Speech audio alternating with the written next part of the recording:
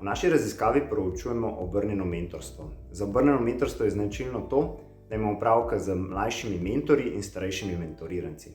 Zato smo v naši raziskavi proučevali psihološke oziroma še bolj konkretno motivacijske procese v ozadju pridobivanja novih spretnosti, tako pri mlajših kot starejših. Raziskave smo se lotili tako, da smo sklenili sodelovanje z projektom Simbioza. V tem projektu so se starejši učili od mlajših digitalnih veščin. Kar je bilo tudi pomembno za nas je to, da je projekt trajal kar nekaj dni, tako da so mentori in pa mentoriranci dejansko lahko vzpostavili nek dober medsebojni mentorski odnos.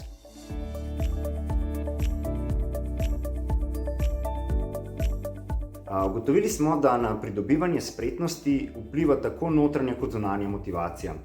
Vendar pa so kar precejšnje razlike pri mlajših in pri starejših. Pri mlajših smo ugotovili, da je bistveno bolj pomembna zunanja motivacija. Recimo to, kako vidijo, da jim bo sodelovanje v takem projektu koristilo tudi nadaljnje v karieri. Pri starejših pa je bistvena motivacija, ki izvira iz aktivnosti same, se pravi notranja motivacija.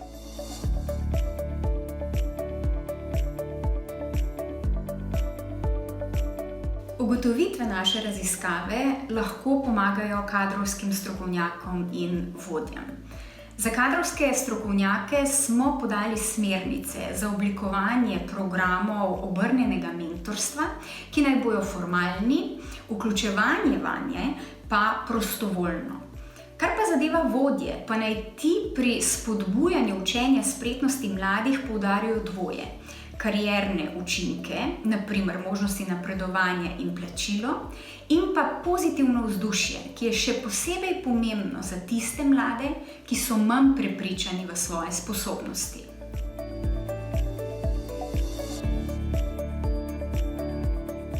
Kakšno vlogo ima obrnjeno mentorstvo, četudi v neformalni obliki?